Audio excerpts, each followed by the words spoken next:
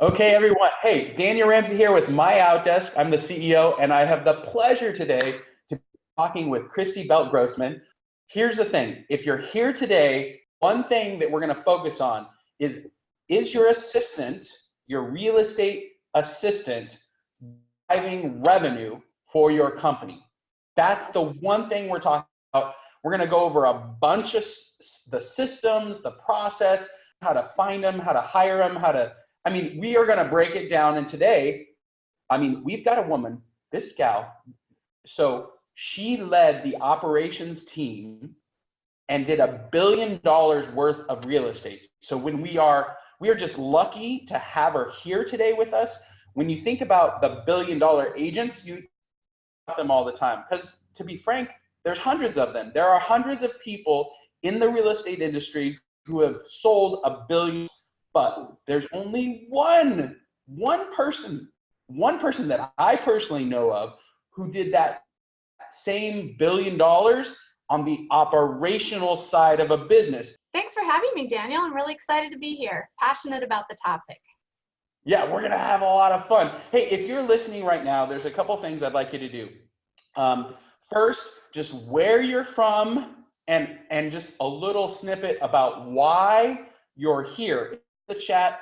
I think we had over 400 registrations. We're going to have thousands of people live on Facebook. So the best thing for us to do is hear why you're here and what you'd like to get about it and what part of the country. Tell us. We want to have some fun and interact. So please do that. If you don't know who MyOutDesk is, let me just kind of fill you in. We're 11 years old. I've had the pleasure of serving over 5,000 real estate clients just like you, and we serve the top 1%. If you look at the top 100 agents, we have half of them as clients. So if you're here today, what we want to do is add value to your team and really demystify this whole idea of an operations boss. So Christy, thanks so much again for being here. And we're getting some people we've got New Mexico, Virginia Beach. We've got all kinds of people checking in. So this is good. I love it. Yeah, we're going to have all the people who are home in their snow today. It's great. Yeah, you're snowed in and you're bored. Come on Facebook. Check us out. Okay, so Christy, let's just set the table. Why are you, $1 billion person, clients hire you. What value do you bring to them to really help them with the assistant world and operations world? You know, what we find is that many of the assistants are kind of like these little people on a desert island, and they want so passionately to help and pour into their team. They don't know how. They don't have anyone else who does what they do, who kind of speaks their language. Their agents want to help them, but they're not great at being assistants, or they'd be doing it themselves, right? So we come in, we help them with direction, we help them with strategy, with systems, and with mindset. Get them kind of to the next level, help them think a little bigger. That's awesome. I remember when I hired my first assistant, I was like, they're just not like me. And I'm a broker, I'm a sales guy, I'm a real estate dude, and we've got, 1,200 virtual assistants serving clients out there. So I get it, but I just remember my own experience. I was like, is this person really working? And you probably fight that all the time, right? Yeah, there's a balance between hiring the person you like and someone like you. So we want you to like the people you work with, but not necessarily hire the one that's like you. That's funny. Yeah, don't hire like me. That'd be a bad thing. Because you'll sit there and have this great conversation all day and nothing will get done. That's right. Okay, so let's position it. So the thesis of this conversation is your assistant, the operations boss in your world, should drive revenue, and should help grow your team. You did that. You went from where you were, everybody started at zero, right, to $1 billion. So I think the biggest value we can add to our audience today is just kind of talking through, what do you mean? How does my assistant drive revenue or make money? Yeah, so I love that question, because at first it kind of freaks people out. Like, are they supposed to be doing lead generation? Like, and assistants are like, no, I'm not picking up the phone, no way. Most of us, like me, are introverts. But the year before I left my team, my systems generated 511,000 in GCI that year for our team. So the way you go about doing that is putting systems into effect, and that's what we do every day, right? But being purposeful about them. So on my team, we had what we call the 3X rule, which means you should generate 3 times your salary in gross commission income to your team. So if I make 40,000 a year, then I should put in systems into the business that generate 120,000 in GCI to my team. Got it. Really easy to measure. No, that's good. So the 3X rule, does that apply to every person on the team, or specifically an operations assistant, or So when I'm talking about this, I'm talking about not just an average assistant. I think we have to differentiate between an average assistant and what I call an ops boss. So an average assistant, maybe you're just paying them to get your time back, right? You need your time back, you want to have a life, you don't have time to do everything. And the next level, you're actually paying somebody for results. Okay, so this is a big distinction, and I want to unpack it a little bit, because when we're helping somebody, you know, usually we're saving somebody time, we're helping them grow revenue by making prospecting calls or something, or marketing pieces, or reducing costs. But your premise is, if it's a saving times, that's really not an ops boss kind of role. An ops boss is a partner. So yes, oh, absolutely. Love that you say that. An ops boss is your absolutely, you're a partner in the business. And I teach my ops bosses that you should have an ownership mentality. So we run the business as if we own it, even though we don't own it. We think as if we own it. And so that's why I think MyOutDesk is a perfect balance for us, because we can leverage those hourly time-based activities so that we can focus on the results-based activities. Okay, so I love it. We've got a lot of folks. What's cool about this interaction, guys, and thank you for doing it. Like, we've got somebody from Jacksonville. Somebody says you're a genius. I love that statement. And yeah, that makes me really smart for bringing you on. They're talking about you, Daniel. No, they're not. Okay, but one of the questions here is, you've helped them implement some systems. Like, we've got somebody who knows you and who's been with you, and she just kind of popped in there. But let's break down, what should an ops boss actually implement for a real estate team or, you know, leader? What are the things that you believe are should be in place to create that 3X return? Because that, you know, now we have the measurement, so now we need to benchmark. What are the things that you help people implement for real estate? So we want to implement the systems that are going to give us referrals and reviews. Those are the 2 metrics that I'm going to measure my operations team by: referrals and reviews, right? Okay. So the things that I'm going to say are not going to be anything you haven't heard before. The difference is in making them systematic. So for example, getting reviews, right? We all want to get reviews. We want to get Google reviews, Yelp reviews, Zillow reviews, wherever you're going to get your reviews, so that we can get more business. My team used to do about $200,000 a year in GCI just from our reviews.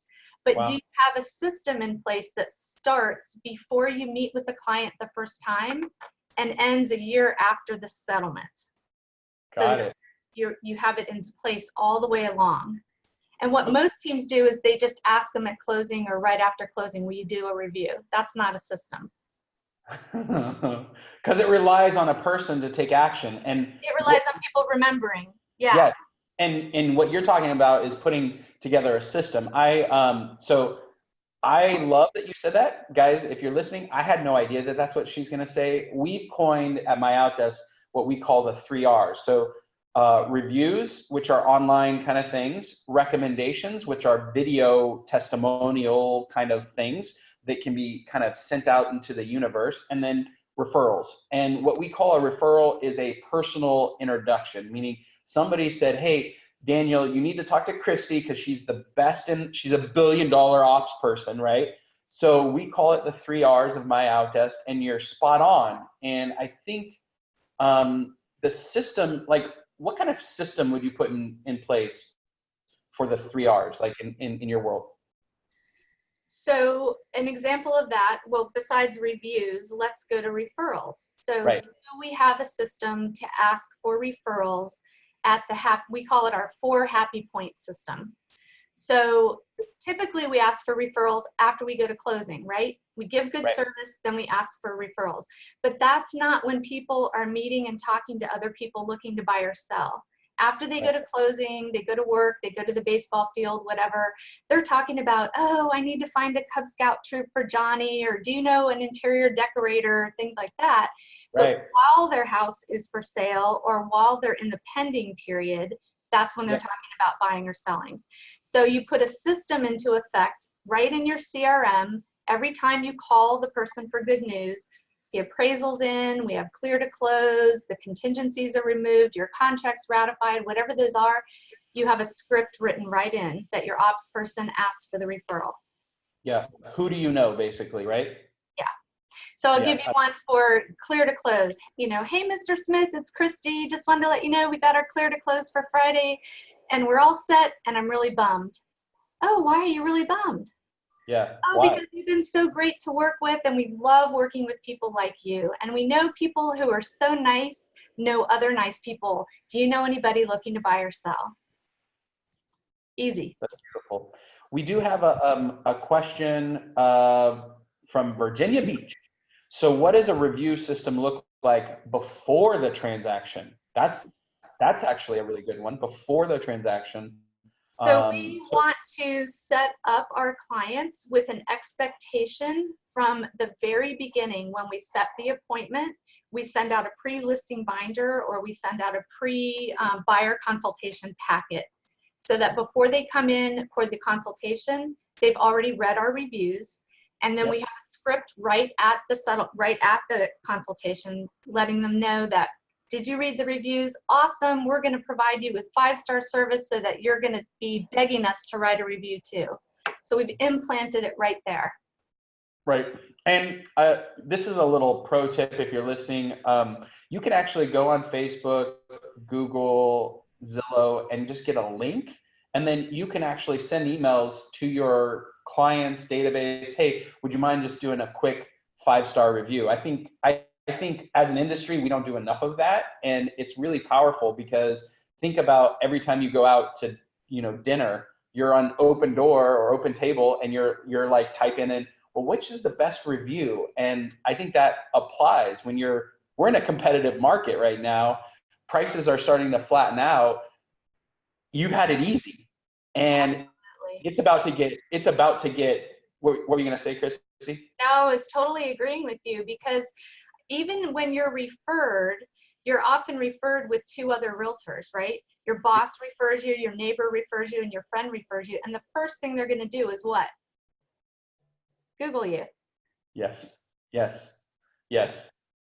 it's so funny. I'm one of our clients did 600 transactions last year, and I'm doing some and we share a couple of clients, and I'm doing some chats. So while I'm talking to him, I just Googled his team, right? And he wasn't on some places. So one of the questions here was, where should the reviews be? Christy, where should we have reviews of our real estate practice? So our team started with Zillow because the #1 word that's Googled more often than the term real estate is Zillow. People actually Google the word Zillow. So we built them up there first. Then we went to Facebook and built them up there. And then from there onto other websites. I think it's going to depend on your area. One of the teams that I coached last year was the #1 team on Yelp for Washington, D.C. Yelp is a little bit harder because you have to be a verified Yelper in order for your review to show.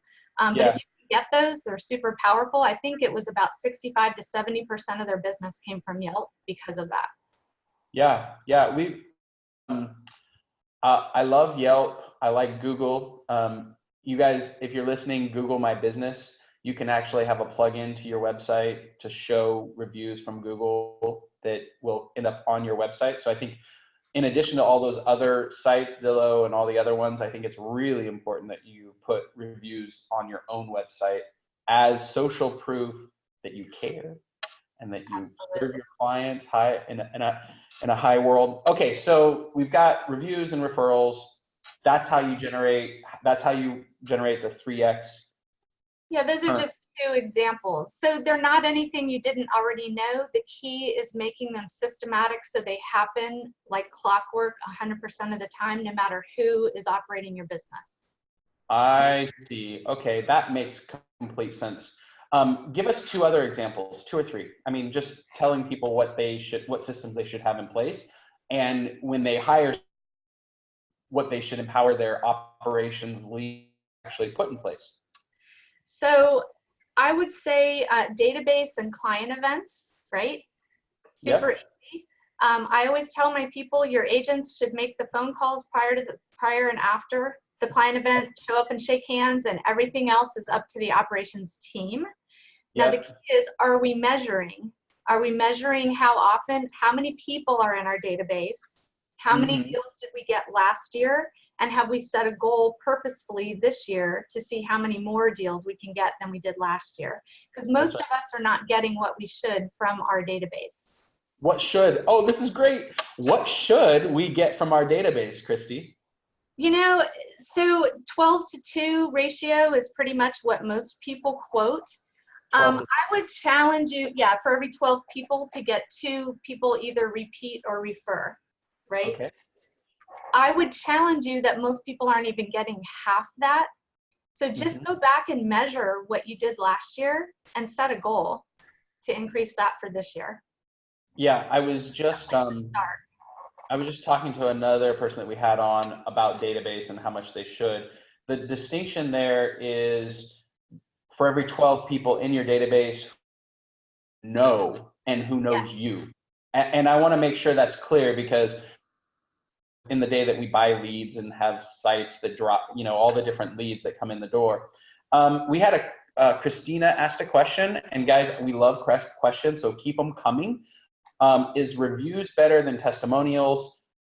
My world would be, reviews are online reviews, testimonials are videos where somebody is telling, how you help them, the problems you solve, why working with you is awesome, all that kind of fun stuff, right? Yeah, I like the word testimonial, actually. She brings up a good point, because it implies that they have actually worked with you and they're sharing their experience. I love it. Okay, good. So what's the difference between, we talked a little bit about the difference between an assistant and an ops boss. Can you help break that down? We've set the stage now. People know 3X rule. We know, putting some systems in place that generate revenue. So that's clear. Now we need to talk about, like, what are the differentiators so that I can actually know what I don't know, right? And you're the best person. Yeah. Challenge, right? I want an assistant, but I'm not sure what I actually need, right? Right, because you may just need an average assistant and you may need an ops boss. It depends where you're going as an agent. Are you just looking to gain back a little bit of time? Are you looking to grow your business in a big way, right? Okay. So let's break it down to some tasks, maybe that would be examples. So an average assistant might pay your bills for you, file your bills, and keep your paperwork for taxes or whatever. An ops boss is actually going to either do your P&L, or maybe you outsource it, and they're going to analyze it. They're going to review it every month. They're going to cut expenses out of your P&L. They're going to make recommendations to you about, well, why don't we take the money we're spending here and put it here? They're going to measure a return on investment for all of your expenses and hold your accountable. I want to break that down, because what we just said is, woo, it needs to be unpacked a little bit. So talk a little bit about how you might do that. So super easy. So, it can be as easy as keeping an Excel spreadsheet of, where did I spend my money on marketing? How much did I spend? And what did I earn? Now that would mean that your assistant is actually tracking where all your business comes from. And I find that a lot of people don't ask those questions, and there's 2 questions you want to ask every person that goes to closing with you. How did you find my team? Why did you choose my team? So how did I find my team might be, oh, well, you were referred to me, but I got referred to 3 people. So I looked you up on the web and I saw that you have 189 reviews and they only had 6, so I chose you. Right. That's powerful. You're keeping a tracking system. Where do you keep that? Would that be in the financial piece, or would it be on a leads report, or where would an ops boss keep that information? I used to actually use CTE, which is like a spreadsheet on steroids that you can pay for. Yep. If you don't want to pay for it, I would just do a Google Sheet or an Excel spreadsheet. And the point is track where your leads come from, where your clients come from, and why they chose you, so that you can make informed financial decisions on the total expenses. Yes. That you're. Because I think what happens is a lot of agents have the mentality that is said to them when they go to the vendor hall at events, which is you just have to do one deal and it'll pay for itself, right? But we want to know, how much are we actually making? Am I making a 5-to-1 return, a 10-to-1, a 20-to-1, so that I can put my money at the best place? That's crazy. Gary Vance said, not seeing the other attendees' questions. Don't worry, Gary. I'm seeing them, and we're repeating. So if you have a question, we will answer it. We care that you guys are getting served in this. We brought on $1 billion ops boss, so we want you to get all the value you can out of it. So don't worry, we're here. Recommendation on learning how to get better at P&L or start organizing a P&L. That's a great. Shannon's asking. I remember her. She wants to make sure she's doing a good job, and so her question is, how do I analyze P&L? I think you can go to your local community college. Local community centers often have courses. Financial Peace University by Dave Ramsey is a good financial course. Just go get a basic business book.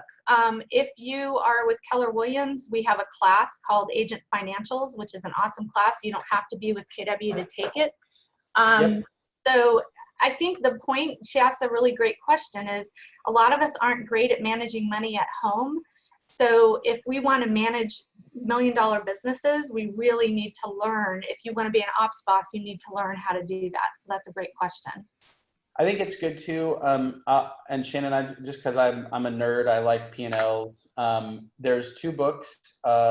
Greg Crabtree has a book. I think it's called Simple Numbers, Smart something.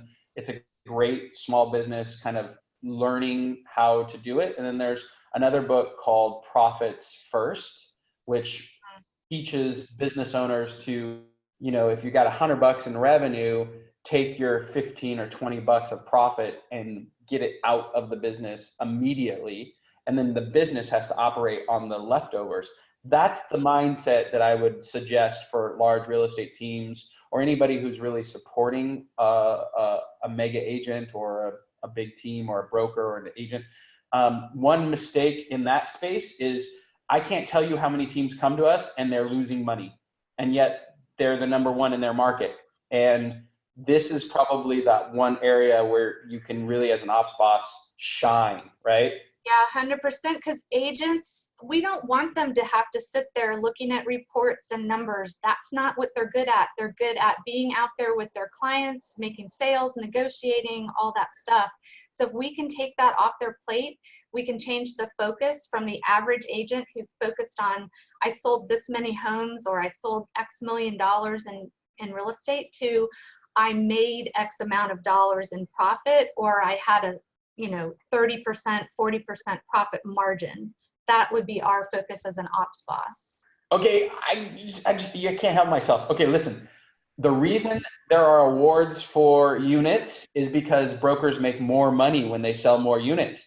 The reason there is a award for gross commission income is because brokers and the industry and major corporations make more money when you sell more real estate. But guess what? the only thing that matters is how much is in your bank account. So if you can focus your energy and efforts into bank account, P&L economics, you're gonna win. Okay, it sounds like it would need to be both types of assistants. Which one comes first? I love this. So we've got the assistant that, maybe prospects, maybe does some marketing tasks, maybe they're doing kind of tasks, but they're saving you time and reducing your costs. But then you have an ops boss. So Gary's question is, how do you know which one to hire first? And then in what order? So I would say it probably depends on where you're going and how fast you intend to get there. If you ideally, if you're growth oriented and you intend to do more business and continue to grow the amount of business that you do, I would say you want to hire an ops boss first. Have that person get your systems in place. Have that person then leverage themselves through hiring a virtual assistant or a part-time assistant and then a full-time assistant, and work that way. Now, that assumes that you're growing. If you are happy where you are, and that's perfectly great, you may just only need to hire somebody to help you leverage your time.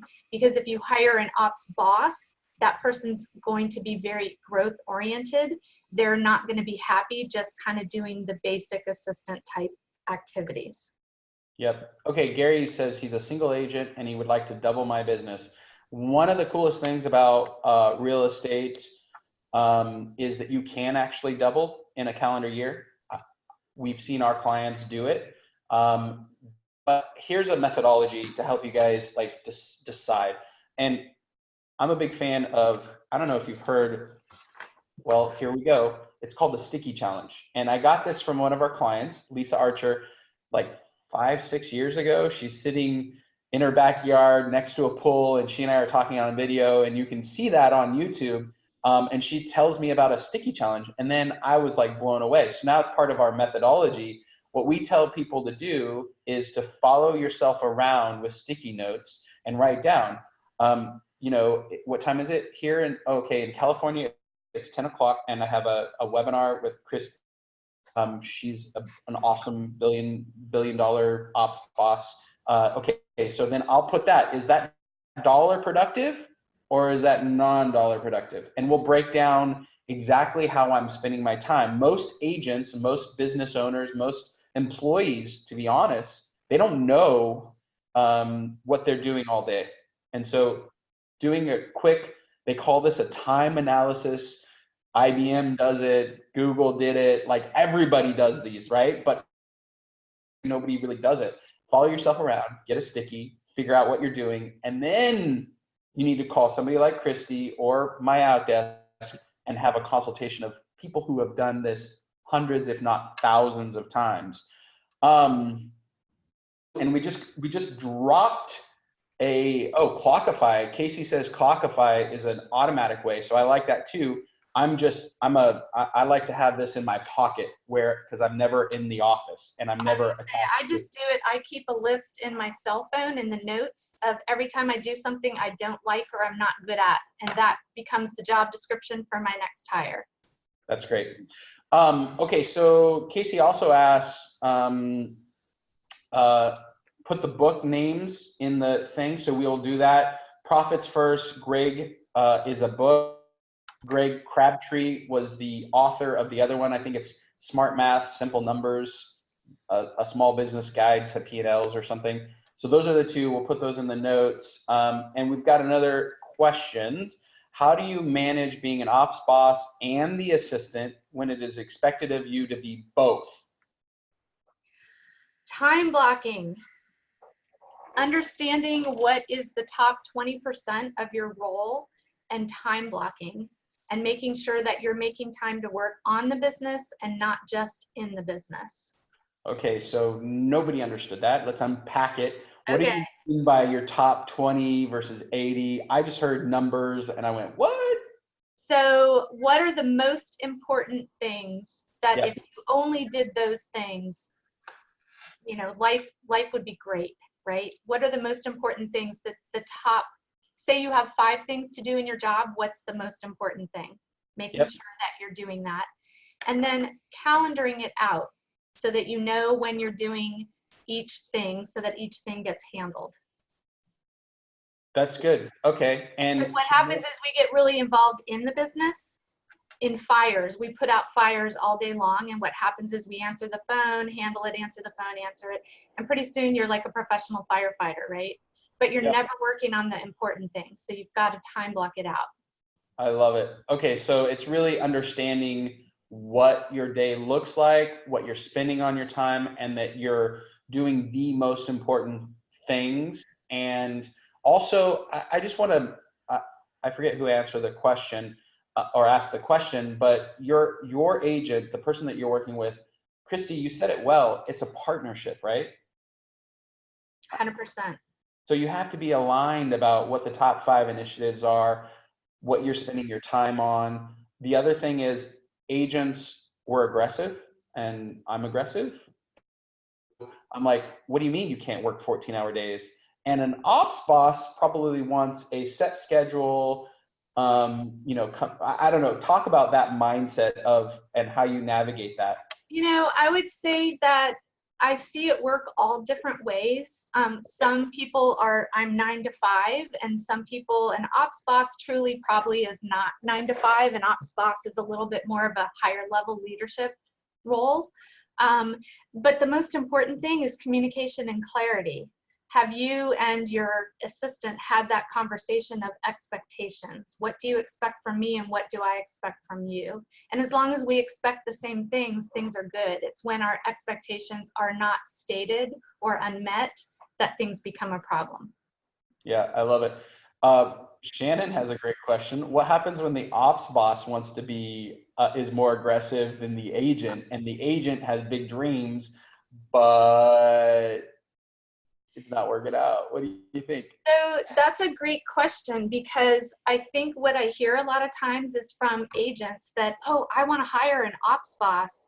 And that's great. You need to be sure that you're achieving and growing fast enough to keep an ops boss, because you need to be continuing to offer opportunity. It's the same thing with the agents on your team, right?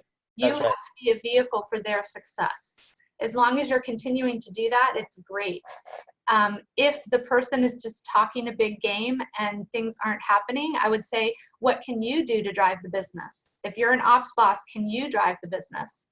And if you've tried that and it doesn't work, you might need to find a new job. I love it. I was thinking the same thing. One of the biggest challenges is that there's a disconnect between what people want in the business. And if you're working for somebody or with who has a different level of their expectations, you just have to be okay with having those conversations. Like, hey, this is what I want. What do you think? What do you want? And that can be just good communication and alignment. So we posted the book. We posted the website to get more information. So guys, we're rocking. I do want to bring up, I printed this out. I'm just going to go over some of the misconceptions. According to the National Association of Realtors, these are the things that an assistant helps with. And I think we've easily positioned, right? So listings in MLS, 68% report that that's what their assistant does. Managing closing paperwork, sending mail past clients and prospects, scheduling listing presentations, tracking advertisements, doing inspections. These are the things that most real estate people who have an assistant report. But the numbers are shocking, right, Christy? I mean, only 3% of real estate people have 2 or more assistants. So that, and 82% of all realtors do not. So in your opinion, what's the difference, Christy, between these two very distinct groups, I think in the group that doesn't have assistants, there are a lot of people who have tried and failed and given up.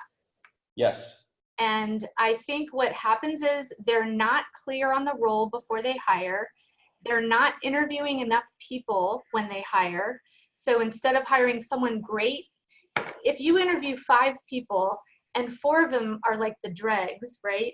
And the next one comes in, compared to these 4 terrible people, they look great, but they Yep. might only be average. You don't know that because you haven't interviewed enough people. If you had talked to 100 people, you would know the one person who's head over heels above everyone else. So I think people are hiring, and then they don't know how to train. And then Right. they don't train well, and they don't lead well. And we talked about this earlier, that they don't make that transition from being superstar salesperson to now I'm a leader of a business owner and leader. How do I lead and train that person? And they fail there, and then they hire again, do the same thing, and they give up. Yeah, we call it the hire fire like circle, right? Yeah. And they hire somebody, they don't like them, they put an ad out, they fire that, and it's like this circle, and it can be hard for agents. So what are the 1 or 2, 3 steps you would tell people to have? And we have a short time. I think we only have another 7, 8 minutes together, right, Christy? So we want to wrap this up. Guys, get your questions in. We have a hard stop in about 8 minutes. So how would you craft a job description or an ad to attract the right talent for this role? So I would say, I always tell people do the ABCs. So you need a job profile, which is make a list, like you said, of all the tasks they're going to do and circle the top 2 most important. And then take those 2 things, maybe it's marketing and customer service, and take those things and go to behavioral profile. That's your B. What kind of a person do I need? Do I need a detail-oriented person? Do I need a driver because they're going to build my business? Do I need a really personable person? And then C is cultural. What are the cultural things in my particular business that are important? Like, do we like to party and have fun at the office while we're working hard? Like, work hard, play hard? Is it like integrity? Is it we have a work ethic like I grew up in the Depression era? Like, what is your culture, So define that and hire to that. And then the second thing I would say is have an elevator script, and don't make the mistake that most people do, which is they say, who do you know? I'm looking for someone to be my assistant. That's the script most people use. And that has 2 flaws in it. One is unemployment is super low right now, so most people are already employed. So you're probably excluding most of the population when you say, who do you know that's looking for a job? Right. And the second thing is you say, I'm looking for an assistant. Then the person you're talking to, it's what their perception of an assistant is.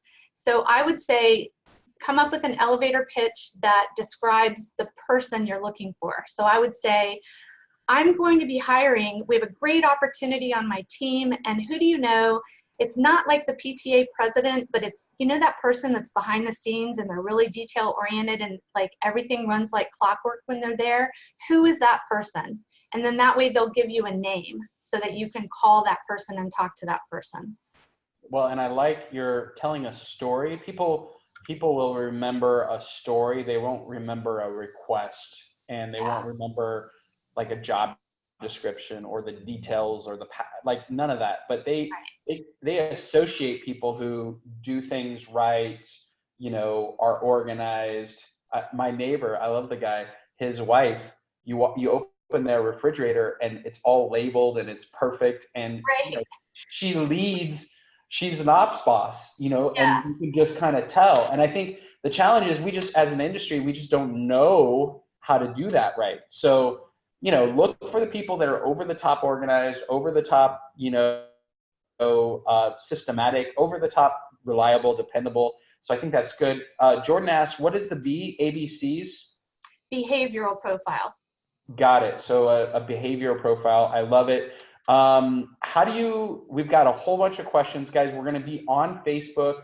If you're watching us live on Facebook, we'll continue to answer these questions. The other thing is, I didn't even say anything about it, but we have, Christy gave away like a benchmarking report to who what an ops boss looks like versus a regular assistant.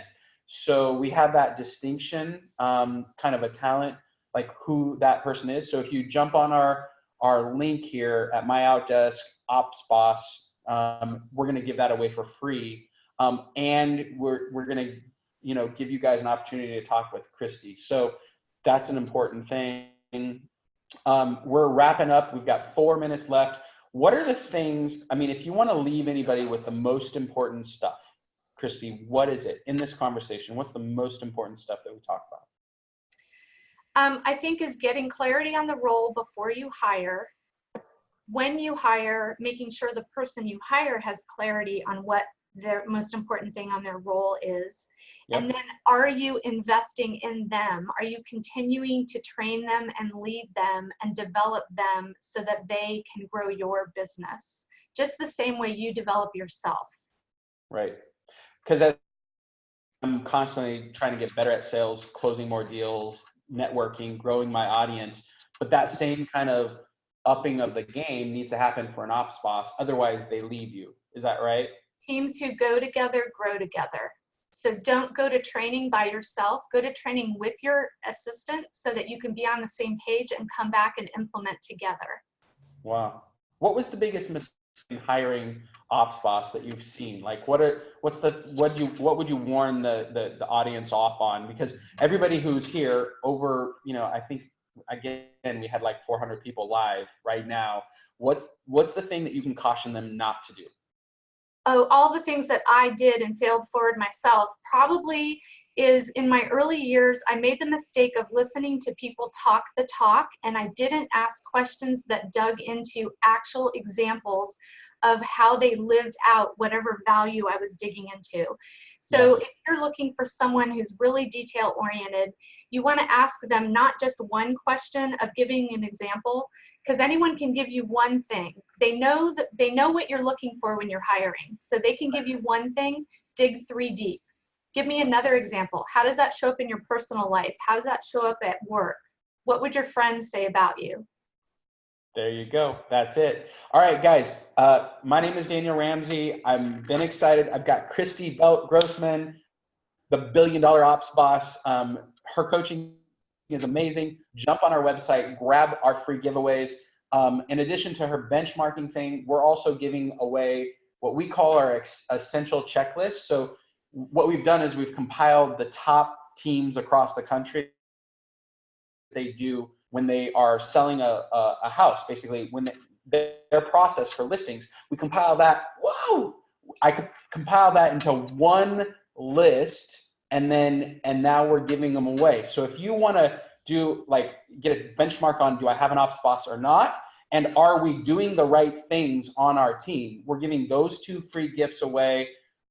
Christy, again, you've been amazing. Thanks for coming here live, and it is exactly 45 after the hour, guys. You're almost an ops boss, Daniel. The train has to go down the track. That's right. And thanks again for being here. And guys, thanks for showing up. Bye-bye. Bye.